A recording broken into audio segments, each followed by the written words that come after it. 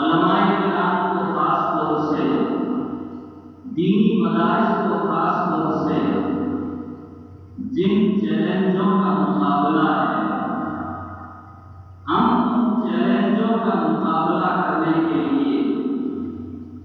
اپنے اندر مجاہدانہ صفت پیدا کریں، مجاہدانہ کیفیت پیدا کریں۔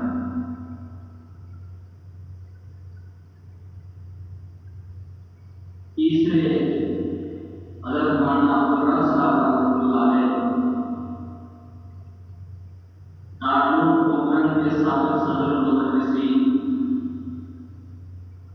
مردم شناس شخصیت حضرت مولانا رشید احمد صاحب نور اللہ مرتضی ان کو دارالعلوم فضل الرب سے اٹھا کر کے لائے اور ساکڑے کی سنگلاخ زمین کے اندر ان کو بیٹھا دیا کہ یہ ادارہ آپ کو چلانا ہے، قوم کی رہنمائی اور رہبری کا کام کرنا ہے۔ اس اللہ کے بندے نے جس استقامت کے ساتھ کام کیا، پورا گھر پوری فیملی بنی، ادارے کے لیے نہ رات کو دیکھا نہ دن کو دیکھا، جس وقت جو ضرورت پیش آئی انہوں نے اپنے آپ کو فوراً اس کام کے لیے تیار کیا۔ اور ابھی ہمارے مولانا صاحب فرما رہے تھے، تگاری سے لے کر کے دفتر اہتمام تک ادارے کا کوئی بھی کام ان کے سامنے آیا، انہوں نے اس کام کی انجام دہی میں اپنی شان کو کبھی آڑے آنے نہیں دیا۔ ایسے علاقوں میں اس طرح کی خدمت کی ضرورت ہوتی ہے۔ مجھے وہاں کبھی جانے کا موقع نہیں ملا۔ پچھلے سال مولانا علی صاحب کی قیادت میں ہم 4-5 افراد وہاں حاضر ہوئے تھے۔ دیکھ کر کے بڑی خوشی ہوئی، کہنے لگے 350 بچے پڑھتے ہیں۔ ہم نے کہا اس علاقے میں مدرسے کے اندر 350 بچے، وہ مدارس جہاں جلالین تک کی تعلیم ہے، ہدایت تک کی تعلیم ہے، وہاں اتنے بچے نہیں۔ تو فرمانے لگے یہاں کے لوگ سرکاری سسٹم سے بہت جڑے ہوئے ہیں، بہت پہلے سے عصری تعلیم سے جڑے ہوئے ہیں، تو ہم نے مدرسے کے اوپر اسکول کا لیبل لگا دیا اور اسکول کی تعلیم کو، عصری تعلیم کو ہم نے مضبوط کرنے کی کوشش کی ہے۔ اس کے نتیجے میں الحمدللہ پرائیویٹ اسکولوں سے اور دوسری سرکاری اسکولوں سے طلبا وہاں سے نکل کر کے ہمارے مدرسے کے اندر آ رہے ہیں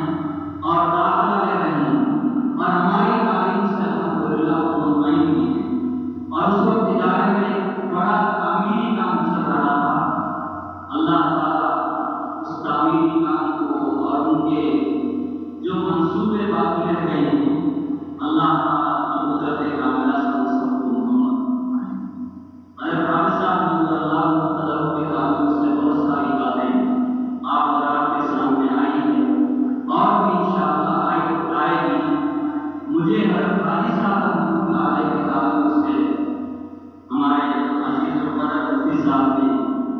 کچھ عرض کرنے کا مجھے حکم دیا ہے۔ تعلیم و تعلم کا سلسلہ رسمی طور پر ان کا 60 سال رہا اور غیر رسمی طور پر تقریباً 70-75 سال رہا۔ ابھی چند سال پہلے تک مکتب کے اندر آتے تھے، مدرس کے ساتھ بیٹھ جاتے تھے، بچوں کا سبق سنتے تھے، قرآن سنتے تھے، اور پھر اپنی طالب علمی کے زمانے کے واقعات سناتے تھے۔ سندھ کے لوگوں کے وہاں کے مقامی، وہاں کی خاندانوں کے حالات سناتے، گومٹ میں جو مدرسہ شروع ہوا اس کے حالات سناتے، فلوی میں حضرت مولانا ابراہیم صاحب رحمۃ اللہ علیہ مہارا گاؤں جو مکتب چلاتے تھے اور ان کی جو استغنا جو خودداری تھی، اس کے خاص سے گرویدہ ہو کر کے اور بڑے اعتقاد کے ساتھ ان کے حالات سنایا کرتے تھے۔ حضرت حاجی صاحب رحمۃ اللہ علیہ تعلیم و تعلم کے ساتھ 100 صلات کے بڑے پابند تھے۔ ہم سے نمازوں کے اندر بڑی کوتاہی، بڑی غفلت ہو جاتی ہے، لیکن ہم نے ان کو زندگی میں دیکھا جب تک ان کے کمر کے اندر شدید درد نہیں ہوا تھا، اذان سے 5 منٹ پہلے وضو کر کے تیار ہو جاتے تھے اور اذان ہوتے ہوتے مسجد میں ان کا قدم داخل ہو جاتا اور مسجد کے اندر جا کر کے قرآن کریم کی تلاوت، سنن نوافل کا اہتمام اور نماز کے بعد لمبی لمبی دعاؤں کا بہت اہتمام۔ تیسری چیز جو آنے والے علماء کو اور ہر آنے والے شخص کو متاثر کرتی تھی، وہ چیز ان کی عمدہ اخلاق فاضلہ ہے۔ ہم تو رات دن ان کے پاس اٹھنے بیٹھنے والے تھے، کوئی بھی مہمان آتا، چھوٹا ہو بڑا ہو، اگر اندر کے حجرے میں ہے اور باہر ملاقات کے لیے کوئی آ گیا ہے، گھر کے اندر کوئی موجود ہوتا تو فرماتے مجھے تھوڑا سہارا دے دو، ملنے والے آئے ہیں۔ کیسا ہی آدمی آ جائے، چرواہا آ جائے، علماء آ جائیں، قرہ لوگ آ جائیں، کوئی بھی دین سے تعلق رکھنے والے، دنیا سے تعلق رکھنے والے، تجارت پیشہ لوگ، کیسے بھی لوگ آ جائیں، ملاقات کے لیے ضرور باہر تشریف لے آئیں۔ ایسا نہیں کہ اب میں تو بہت بوڑھا ہو گیا، میں تو بڑی شان کا مالک ہوں، اس لیے میں ٹھہرے گہرے نتھو ٹھہرے سے اب ملاقات نہیں کر سکتا، یہ چیز ان کے اندر بالکل نہیں۔ اور اس سے آگے بڑھ کر کے جو بھی آتا اس کے خاندان کے حالات پوچھتے، اگر پہلے سے ان کی واقفیت ہے تو اس واقفیت کے نتیجے میں اس خاندان کے جن افراد کو وہ جانتے تھے، ہزار ان کی خرابیوں کے باوجود، ہزار ان کی شرارتوں کے باوجود، ان کے اندر کی جو اچھائیاں ہوتی تھیں فوراً ان اچھائیوں کو نکال کر کے ان کے سامنے بیان کر دیتے تھے، آنے والا بڑا خوش ہو کر کے جاتا۔ تو اخلاق فاضلہ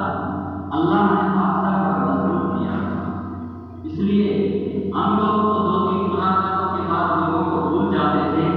وہ اپنے بچپن میں جن خاندانوں سے ان کا تعلق ہو گیا تھا، جن کو پہچانتے تھے، کئی سالوں کے بعد آتے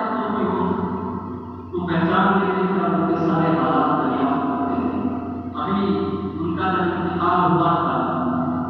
تو اسی موقع پر مجھے حضرت مولانا پیر ذوالفقار صاحب نقشبندی دامت برکاتہ کا ایک جملہ کسی نے نقل کیا، واٹس ایپ کے اوپر بہت گردش کر رہا تھا کہ جو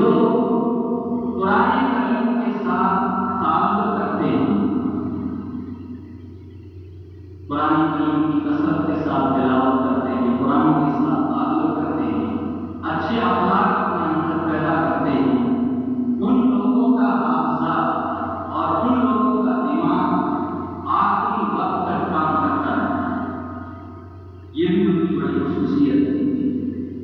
جس جمعے کو ان کا انتقال ہوا ہے اس سے پہلے والے جمعے کو بالکل جمعے کے وقت میں حشاش تھے، طبیعت بھی اچھی تھی، جمعے کے بعد لوگ عام طور سے نماز پڑھ کر کے ملاقات کرنے کے لیے آتے تھے، گھر کے جو افراد دور دراز رہتے وہ بھی آتے تھے، جمعے کے لیے دوسرے مہمان بھی آتے تھے، سب سے ملاقات کی، اور عصر کے وقت میں گھر کے کچھ افراد ملاقات کے لیے آئے تھے، وہ ملاقات کر کے رخصت ہوئے، رخصت ہونے کے بعد میں نماز عصر کا وضو کیا، اس وقت تک دماغ بالکل ان کا ایک دم صحیح، ان کی بیوی آئی ہو گئی، اس کی وجہ سے ان کے اوپر نشی کاری رہی، اور رات کو 1 بجے تک وہ نشی کا اثر رہا۔ 1 بجے جب ہوش آیا، گھر والے سب لوگ جمع تھے تو فرمانے لگے آپ لوگ ابھی سب کیوں آ گئے؟ سب کے منہ کے اوپر ہاتھ پھیرا، سب سے ملاقاتیں کی، حالات پوچھے، صبح آنے والے مہمانوں سے حالات پوچھے، فجر کی نماز پڑھی، عشاء کی نماز پڑھی، رات کو پڑھی، کھچڑی کھائی، صبح میں ملاقاتی سے فارغ ہو کر کے 11 بجے ضروریات سے فارغ ہوئے، 12 بجے کھانا کھایا، کھانا کھانے کے بعد حضرت حکیم صاحب نے کہا کہ رات کا کہ آپ تھکے ہوئے، دن میں ابھی مہمان کے آرام فرمائیں، کاشی کے آپ لوگ کہتے ہیں تو میں تھوڑی آرام کروں، یہ صحیح طریقے کے اوپر ہے، بالکل دماغ ایک دم صحیح طریقے سے کام کر رہا ہے۔ دوپہر میں سوئے، ظہر کی نماز کے وقت میں ان کے پاس خدمت انجام دینے والے لوگوں نے دیکھا کہ ابھی بڑی نیند میں سو رہے ہیں، سوچا کہ تھکے ہوئے ہیں، سونے دیں، عصر تک یہی حال، عصر کے وقت میں ہاتھ پاؤں دبائے تو انہوں نے آنکھ نہیں کھولی، اور یہ سنیچر کی دوپہر میں ان کے اوپر جو تشریف آئی